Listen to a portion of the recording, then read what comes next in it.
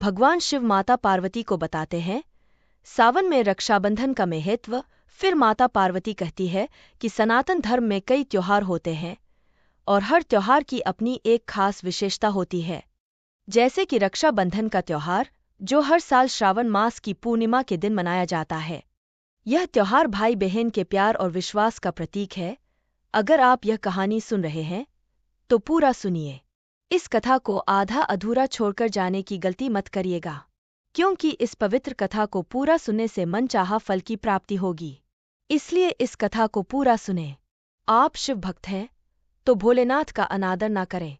फिर भगवान शिव कहते हैं सनातन धर्म के शास्त्रों में रक्षाबंधन की शुरुआत कैसे हुई, इसके पीछे कई कथाएं प्रचलित हैं। इसलिए हे देवी, आज उनमें से एक प्रचलित कथा के अनुसार जब राजा बलि ने अश्वमेध यज्ञ करवाया था, तब भगवान विष्णु ने वामन अवतार लेकर राजा बलि से 3 पग धरती दान में मांगी थी।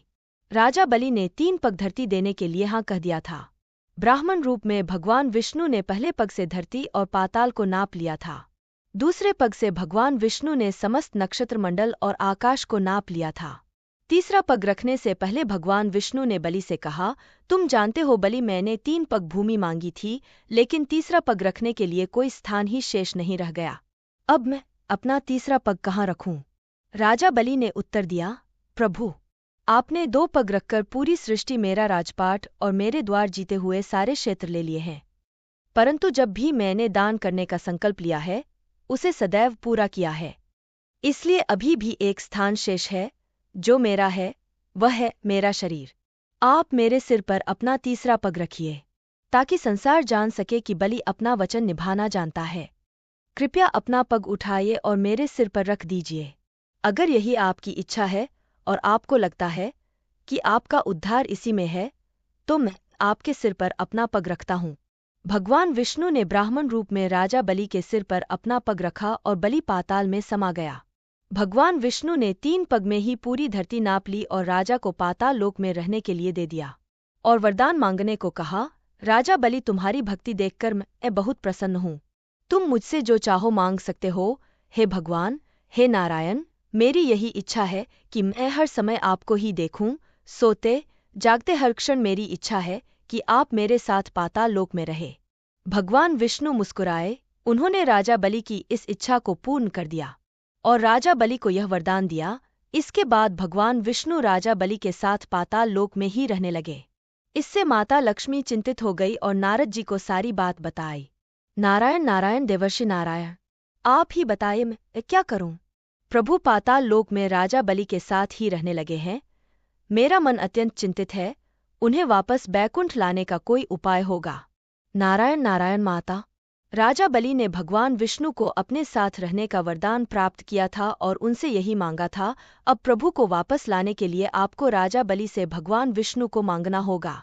भगवान विष्णु को वापस लाने का एक उपाय मैं आपको बता सकता हूँ, तो शीघ्र बताइए देवर्षि नारद। प्रभु के बिना यह बैकुंठ सुना है। माता, आप राजा बलि को अपना भाई बना लीजिए और भगवान विष्णु को मांग लीजिए। जब आप राजा बलि को रक्षा सूत्र में बांध देंगी तो वह आपसे उपहार मांगने के लिए कहेगा, तब आप भगवान विष्णु को ही मांग लेना। हाँ, यह विचार उत्तम है। अभी राजा बलि के पास जाती हूँ। अब मैं प्रभु को लेकर ही बैकुंठ लौटूंगी। नारद जी के सुझाव से सहमत होकर माता लक्ष्मी राजा बलि के पास एक ब्राह्मणी का भेष बदल कर गई और उनके पास जाते ही रोने लगी। राजा बलि ने पूछा, क्या हुआ बहन, तुम रो क्यों रही हो? माता लक्ष्मी ने कहा, आपने मुझे बहन बुलाया। बहन सुनने के लिए मेरे कान तरस गए भैया। मैं इसीलिए रो रही थी क्योंकि मेरा कोई भाई नहीं है। अगर आज मेरा भाई होता तो वह मेरी सहायता अवश्य करता। राजा बलि ने कहा, बहन चिंतित मत हो, आज से मैं तुम्हारा भाई हूँ। माता लक्ष्मी ने कहा, सच भैया, मैं अभी आपकी कलाई पर रक्षा सूत्र बांध देती हूँ। इसके पश्चात माता लक्ष्मी ने राजा बलि को राखी बांधी। राजा बलि ने कहा, बहन, आज से तुम मेरी बहन हो। मांगो उपहार में तुम्हें क्या चाहिए और तुम्हें क्या सहायता चाहिए थी। अब तो मैं तुम्हारा भाई बन गया हूँ। मुझसे अपनी परेशानी कहो, मैं तुम्हारी हर प्रकार से सहायता करूँगा। बहन माता लक्ष्मी ने कहा, भैया, मुझे मेरे पति वापस मिल जाए। मेरे पति के बिना मेरा जीवन सुना है। तुम्हारे पति कहाँ हैं? कहीं किसी मुसीबत में तो नहीं है? अगर ऐसा है तो तुरंत अपने सैनिकों को आदेश देता हूँ कि वे तुम्हारे पति को ढूंढे और मैं खुद भी उन्हें ढूंढने जाऊंगा। बहन, तुम चिंता मत करो, तुम्हारा यह भाई अपनी बहन के द्वारा बांधे गए इस रक्षा सूत्र का मान अवश्य रखेगा और अपना कर्तव्य निभाएगा। भैया, मैं यह बात अच्छे से जानती हूँ, पर मेरे पति कहीं और नहीं, यही है साक्षात भगवान विष्णु, आप मुझे मेरे पति लौटा दो भैया। इतना कहकर देवी लक्ष्मी अपने असली रूप में वापस आ गई। उन्हें अपने सामने देखकर राजा बलि हैरान रह गए और उन्होंने दोनों हाथ जोड़कर देवी लक्ष्मी को प्रणाम किया। तभी भगवान विष्णु भी वहां आ गए। मेरा परम सौभाग्य है देवी लक्ष्मी कि मुझे आपका भाई बनने का सौभाग्य प्राप्त हुआ। बहन, आपकी यह इच्छा अवश्य पूरी करूंगा।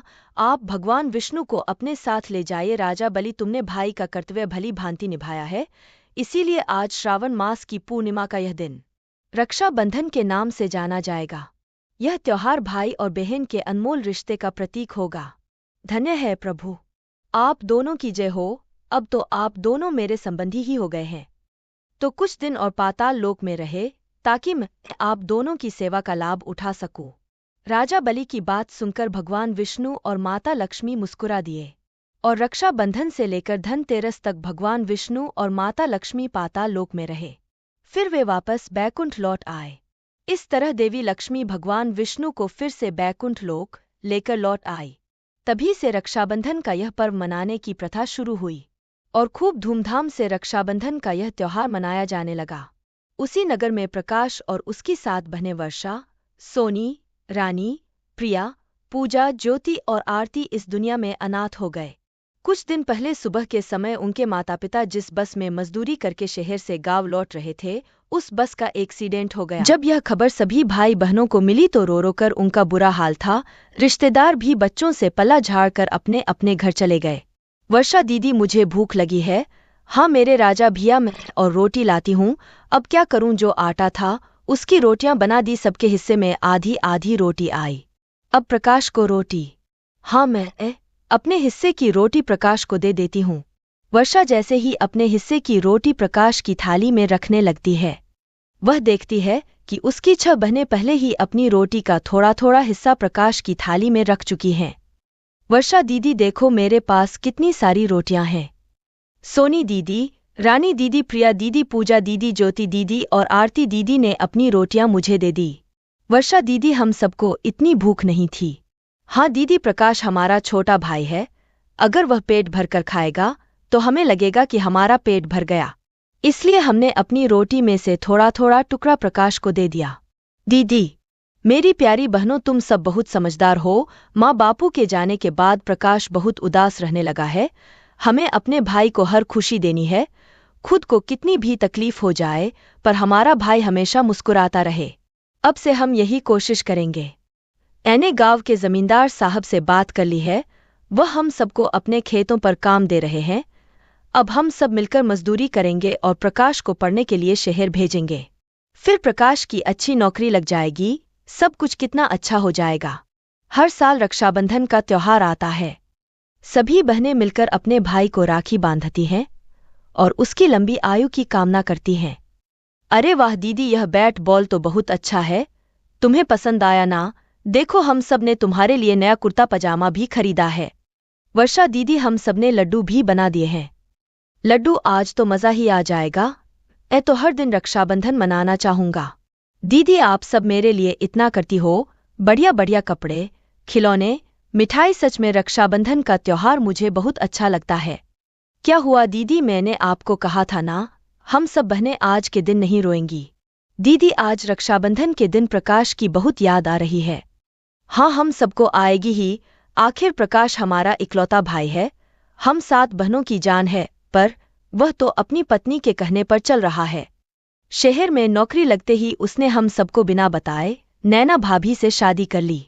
और जब पिछले साल हम सब बहनें अचानक उससे मिलने शहर गए थे, आपको याद है ना, नैना भाभी और प्रकाश ने हमारे साथ कैसा बर्ताव किया था। प्रकाश, तुमने शादी कर ली, शहर में घर बसा लिया और हमें बताने की जरूरत भी नहीं समझी। हम सब तेरे आने की राह देख रहे थे। कितने साल तो तुमने शहर में पढ़ाई में लगा दिए, मुश्किल से एक बार मिलने के लिए आए। ऐसा क्यों किया तुमने? अरे तुम सब उसे क्यों तंग कर रही हो सकता है उसकी कोई मजबूरी हो जो वह नहीं आया तो। क्या हुआ, हम सब बहनें उससे मिलने आ गई। प्रकाश मेरे प्यारे भैया कल रक्षाबंधन है, तो हमने सोचा कि इस बार अपने हाथों से तुम्हें राखी बांधे, इसलिए हम सब बिना बताए ही आ गए। नैना भाभी यह आपके लिए कुछ उपहार लाए थे, हमने सोचा पहली बार आपसे मिल रहे हैं, आप देखकर बताओ कैसे हैं। मैं इस तरह के कपड़े नहीं पहनती हूँ, यह सब तुम जैसी गांव की गवार ही पहनती हैं, हम शहर के लोग नहीं पहनते। और मैं अच्छे से जानती हूँ तुम सब जानबूझकर यहाँ आई हो, मुझे पता है यह सस्ती राखी बांधकर अपने भाई से अच्छे खासे पैसे और महंगा सामान वसूल कर ले जाओगी। मैं सब जानती हूँ तुम जैसी बहनें बहुत चालाक होती हैं। तुम सब जानती हो कि प्रकाश एक बहुत अच्छी नौकरी कर रहा है और लाखों रुपए कमा रहा है, और हमने यह नया फ्लैट भी खरीदा है। कहीं ना कहीं तुम सबके मन में यही चल रहा होगा कि जितना पैसा तुमने प्रकाश पर लगाया है वह वसूलने का समय आ गया है। क्यों, मैं ठीक कह रही हूं ना? भाभी आप ज्यादा बोल रही हो, हम सबने ऐसा कभी नहीं सोचा। प्रकाश हमारा छोटा भाई है और हमें जान से प्यारा है। आरती चुप हो जाओ, भाभी के आगे मत बोलो, वो ओहदे में तुमसे बड़ी हैं। वर्षा दीदी एक बार आने से पहले बता तो देती, हमारे भी कुछ पर्सनल काम होते हैं। आप सबकी सब आ गई हो अचानक से। हमें नैना के घर जाना था, वहां रक्षाबंधन की पार्टी है। मैं आपके साथ बैठकर यहाँ टाइम तो खराब नहीं कर सकता ना। एक काम करो, आप सभी राखी रख दो, मैं अपने आप बांध लूंगा। सुनो ना, इन सबको चाय पानी दे दो, मेरे कुछ दोस्त आ रहे हैं, मैं उनसे मिलने होटल जा रहा हूँ। प्रकाश, राखी और यह लड्डू। प्रकाश, अब तुम लोगों ने चाय पानी पीना है या? जल्दी से बताओ, क्योंकि मेरा भी ब्यूटी पार्लर का अपॉइंटमेंट है, मुझे वहां जाना है। मेरी मॉम के घर रक्षाबंधन की बहुत बड़ी पार्टी है कल, मुझे अपने भाई के घर राखी बांधने जाना है, उसके लिए मुझे तैयार होना है। नहीं नहीं भाभी, हम कुछ नहीं लेंगे, हम चलते हैं। सभी बहनें अपने भाई प्रकाश को याद करके रो पड़ती हैं। तभी जमींदार साहब आ जाते हैं। वर्षा बेटी सुनो, मेरे मोबाइल पर शहर से प्रकाश की पत्नी नैना का फोन आया है। बात कुछ ऐसी थी कि मैं खुद ही चला आया, नहीं तो तुम्हें बुला लेता। लगता है प्रकाश किसी तकलीफ में है, नैना बहु घबराई हुई है। क्या हमारा भाई तकलीफ में है? जमींदार साहब एक बार फोन मिलाकर बात करवा दो, मेरा तो मन घबरा रहा है। हेलो वर्षा दीदी। हेलो नैना। फोन पर रोने लगती है। प्रकाश का एक्सीडेंट हो गया था जिसमें उसे कई चोट आई थी। प्रकाश को खून की जरूरत थी जो उसकी बहनें ही दे सकती थी। अस्पताल में प्रकाश की हालत देखकर सारी बहनें फूट फूट कर रोने लगी। प्रकाश को बचा लो वर्षा दीदी, उनकी हालत मुझसे देखी नहीं जा रही। नैना भाभी, हमारे भाई को कुछ नहीं होगा, कुछ नहीं होगा, हम अपने भाई को कुछ नहीं होने देंगे। सारी बहनें मिलकर प्रकाश को अपना खून देती हैं। प्रकाश को जितना खून चाहिए था उसे अपनी बहनों से मिल जाता है और भाई बहन के रिश्ते की जीत होती है। प्रकाश ठीक हो जाता है और अपनी बहनों से माफी मांगता है। दीदी मुझे माफ कर दो, मैंने तुम्हारे साथ क्या नहीं किया, अपनी बहनों को अकेला छोड़ दिया, मुझे भी माफ कर दो। मैं भी पैसों के अहंकार में रिश्तों को भुला बैठी थी, मैंने प्रकाश को आप सबसे दूर कर दिया। दीदी मुझे माफ कर दो। नहीं नहीं, तुम दोनों रो मत मेरे प्यारे भाई, हमारे होते हुए तुम्हें कैसे कुछ हो सकता है। सोनी, रानी, पूजा, प्रिया, ज्योति, आरती, चलो हम सब मिलकर अपने भाई की कलाई पर राखी बांधते हैं और इस रक्षा सूत्र को बांधकर उसकी नजर उतारते हैं। हमारा प्यारा भैया, हम सब यही कामना करते हैं, पूरा परिवार खुशी खुशी आपस में मिल जाता है। फिर भगवान शिव कहते हैं, जहां प्रकाश रहता था उसी शहर में विजय रहता था। कितना रोएगा?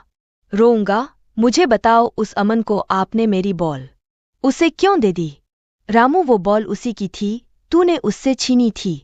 यह तो गलत है ना? तो क्या हुआ? मैंने छीनी थी तो वह मेरी हो गई ना। और वैसे भी वह अभय बॉल से कैसे खेलते हैं उससे तो यह भी नहीं पता।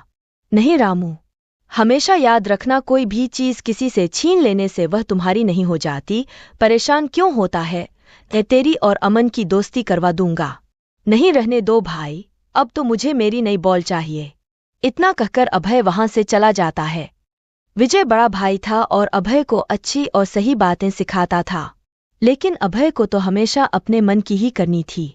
पिता के देहांत के बाद अचानक ही विजय पर घर चलाने की जिम्मेदारी आ गई, जिस वजह से उसे अपनी पढ़ाई बीच में ही छोड़नी पड़ी। वह गांव के एक सेठ के यहाँ काम करने लगा। उसने अभय की पढ़ाई रुकने नहीं दी। दोनों की मां शांति भी लोगों के घरों में काम करने लगी। बड़ी मुश्किल से घर का गुजारा चल रहा था, लेकिन इस सब से अभय को कोई मतलब नहीं था। उसे तो अपनी जिंदगी अपनी तरह से जीनी थी। माँ, क्या हो गया? क्यों आसमान सिर पर उठा रखा है तूने? माँ, मुझे आज के आज नई बॉल चाहिए। अरे लेकिन पिछले हफ्ते ही तो तुझे नई बॉल दिलवाई थी विजय ने। वो कहाँ गई? वो खो गई। अब मुझे नई बॉल चाहिए और वो भी अच्छी वाली। तभी विजय भी घर आ जाता है। उसके हाथ में एक नई बॉल थी। वो उसे अभय को देता है। अभय उस बॉल को लेकर विजय से बिना कुछ कहे वहां से चला जाता है। उसके जाने के बाद शांति विजय से कहती है, विजय बेटा, इसका दिमाग इतना खराब मत कर। तू सारा दिन मेहनत करता है और यह कोई बात नहीं माँ, अभी छोटा है, समझ जाएगा। इसी तरह समय बीतता गया। विजय ने कड़ी मेहनत से अब अपना एक ढाबा खोल लिया था। घर के खर्चों के साथ साथ वह अभय की पढ़ाई का भी सारा खर्च उठा रहा था। फिर एक दिन, भैया मुझे आपसे कुछ बात करनी है। हाँ बोलो ना। भैया, मुझे MBA करना है। शहर में एक बहुत अच्छा कॉलेज है। मेरे दोस्त के पापा की वहाँ अच्छी जान पहचान है। मेरा एडमिशन आराम से हो जाएगा, बस थोड़ा फंड जमा करना होगा। अच्छा, कितने पैसे लगेंगे? कोई 45 लाख। क्या? इतने पैसे? लेकिन अब जो भैया, मुझे पता है आपके पास पैसे हैं, बस आप मुझ पर खर्च करना नहीं चाहते। अभय, यह क्या तरीका है अपने बड़े भाई से बात करने का? तुझे पता है कि उसने पैसे कमाने में कितनी मेहनत की है। उसका सपना है कि अपने ढाबे को एक अच्छे होटल में बदले, इसलिए उसने कितने सालों से पाई पाई जोड़ी है। तुझे जो करना है अपने दम पर कर। नहीं माँ, ऐसा मत कहो। यह मुझसे नहीं कहेगा तो किससे कहेगा? कोई बात नहीं, तू जाकर सारी बात कर ले। पैसों की चिंता मत कर। एक बार तेरी अच्छी नौकरी लग जाए, फिर तो सारे सपने पूरे हो ही जाने हैं। शांति के मना करने के बावजूद विजय अपने जोड़े हुए सारे पैसे अभय के एडमिशन के लिए खर्च कर देता है और आगे भी अभय के सारे खर्च उठाता है। MBA के बाद अभय को कॉलेज प्लेसमेंट से एक बड़ी कंपनी में अच्छी नौकरी मिल जाती है। यह सुनकर विजय बहुत खुश था। उसे उम्मीद थी कि अब घर के खर्च में अभय भी उसका हाथ बटाएगा। तू घर कब आ रहा है? सुन, मैंने तुझसे कहा था कि शहर में कोई अच्छा डॉक्टर देख के बताना। माँ की हालत बिगड़ रही है। अरे भैया, अब मैं जॉब करूं या यह सब करूं, मेरे पास सांस लेने तक की फुर्सत नहीं है।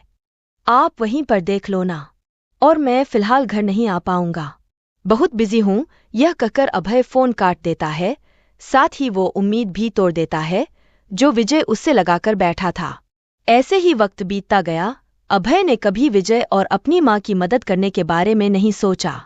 उसने शहर में अपने बॉस की बेटी से शादी कर ली और शादी में मिले फ्लैट में आराम से रहने लगा। विजय का भी अब अपना परिवार था। पत्नी और 2 बच्चों के साथ वह अपनी माँ शांति की भी जिम्मेदारी उठा रहा था। फिर एक दिन विजय की माँ ने कहा, बेटा, अब लगता है ज्यादा दिन नहीं है, मेरे पास जाते जाते एक बार अभय का चेहरा देखना चाहती हूँ। विजय ने अभय को फोन लगाया, लेकिन अभय ने एक बार भी उसका फोन नहीं उठाया। हार मानकर विजय खुद उसे लेने उसके घर पहुंच गया। अरे भैया, आपको यहाँ आने की क्या जरूरत पड़ गई? अभय ने पूछा। जरूरत थी तभी तो आया हूँ। माँ की हालत ठीक नहीं है, वह तुझसे मिलना चाहती है, तो चलो मेरे साथ, विजय ने कहा। इतने में अभय की पत्नी रिद्धि कमरे से बाहर आती है और कहती है, अभय, मैं तो नहीं चल पाऊंगी, मुझसे बिना ऐसी के रहा नहीं जाता, और वैसे भी अगले हफ्ते कंपनी का इवेंट भी तो है। इतने इम्पोर्टेंट टाइम में तुम कैसे जा सकते हो? हाँ भैया, रिद्धि बिल्कुल ठीक कह रही है, मैं नहीं आ पाऊंगा। अभय, तेरा दिमाग तो ठीक है, तू इतना बड़ा आदमी हो गया कि तेरे लिए यह सब माँ से भी जरूरी हो गया है। विजय ने गुस्से में कहा, बस भैया, माँ का बहाना बनाकर मुझे मत सुनाओ। और यह क्या है? मेरा नाम अभय है, मेरी यहाँ क्या रेपुटेशन है? आपको क्या पता यहाँ आपका वह सस्ता ढाबा नहीं है। यह एक मल्टीनेशनल कंपनी है जिसे मैं संभालता हूँ। मैं अपने काम को बहुत सीरियसली लेता हूँ। इसलिए आज मैं यहाँ हूँ और आप कहाँ हैं, खुद ही देख लीजिए। आपकी और मेरी लाइफस्टाइल में कितना अंतर है, यह तो आपको दिख ही रहा होगा। सब दिख रहा है। मुझे विजय अपनी आंखों के आंसू पोंछ हुए वहां से वापस अपने घर की तरफ लौट जाता है। उसकी बची खुची उम्मीद भी अब खत्म हो चुकी थी। शांति बीमारी से लड़ते हुए जल्दी ही दुनिया को अलविदा कह देती है। अब अभय और विजय के रास्ते बिल्कुल अलग हो चुके थे। अमीरी के घमंड में अभय वह सब करता गया जो उसे नहीं करना चाहिए था। उसने अपने ही ससुर की कंपनी को धोखे से अपने नाम करने की कोशिश की। यह धोखा रिद्धि को भी बर्दाश्त नहीं हुआ और वह अभय को छोड़कर चली गई। अभय के ससुर ने उस पर केस कर दिया। अभय को लग रहा था कि उसे कोई नहीं हरा सकता, लेकिन वह गलत था। कोर्ट में वह केस हार गया। अब ना तो उसके पास पैसे थे और ना ही रहने के लिए आलीशान घर। अभय जहां भी नौकरी की उम्मीद लेकर जाता, उसे एक ही जवाब मिलता था, देखिए आपकी क्वालिफिकेशन तो ठीक है, लेकिन आपका नाम मार्केट में इतना खराब हो चुका है कि हम कोई रिस्क नहीं ले सकते। लेकिन सर मैं काबिल हूं, मैंने इतनी बड़ी कंपनी को अपने दम पर चलाया है।